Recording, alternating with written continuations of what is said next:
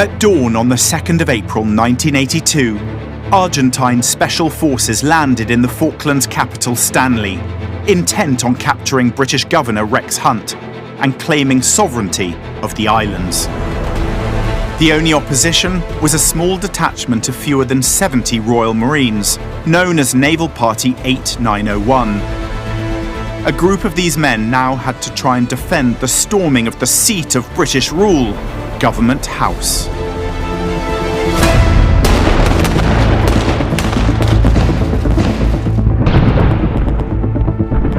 There was a phenomenal amount of fire and a phenomenal amount of explosions. Putting a few rounds up the hill, if you see movement, take a shot. Lots of noise, lots of firing, lots of tracer coming over your head. And then all of a sudden there was a great big bang outside Government House. And I thought, it's fucking hell, we're getting mortared. And that's when I realised it was stun grenades. Special forces weapons. They're meant to disorientate, and they are very, very effective. I had to give myself a severe talking to. Get a grip of yourself, Norman. It was a bit scary, I must admit. We could hear screaming in the back of the Government House, and we all said to each other, oh, Christ, we hope that's not one of ours.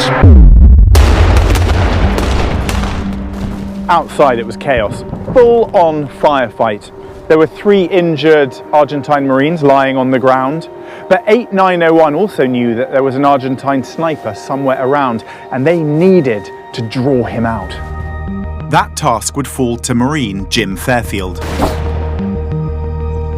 Fairfield, get up and run down so we can see where this gun's coming from. Legged it right the way across the other side of the garden. Did you see him? Nah, he'll have to run back. Bastard. So I just legged it forward again. And they said, we got him. While the gunfight raged around Government House, 3 Marines tasked with defending one of the approach roads to Stanley were confronted with something that would tilt the odds even further against the British defence. We could hear the rumble of heavy engines, and we saw Amtracs coming down the road towards us. Armoured amphibious vehicles. It is a very serious piece of kit to take on. The other guys in the section were all opening up on it with rifle fire and General Purpose machine guns. I then fired a rocket at it.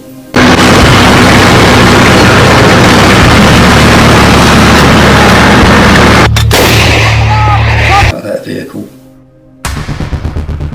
The arrival of the Amtracs changed the game completely. The Marines' strategy of resist and retreat no longer worked because they could be outrun.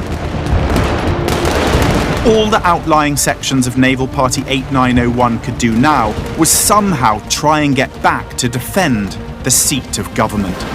We headed off, jumping fences and heading through people's back gardens. King Street, there's a post box there. I know Benny had the gun up on there and was firing down there. Every avenue that we tried to get back to Government House, we came under heavy fire. All I could do was hit the deck. The original bullet holes are still in the fence. Look how close these came to his head. Can you imagine how terrifying this must have been?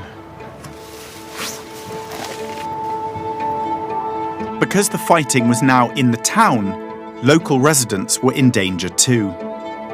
How old were you in 82? In 82 I was 12.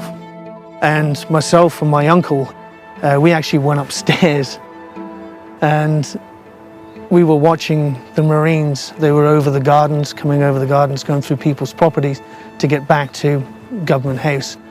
We heard ping, twack, you know, going through next door neighbour's roof.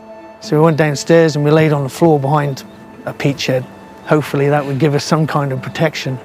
Were you aware at this stage then that 8901 were on the sharp end of all this. Absolutely, absolutely.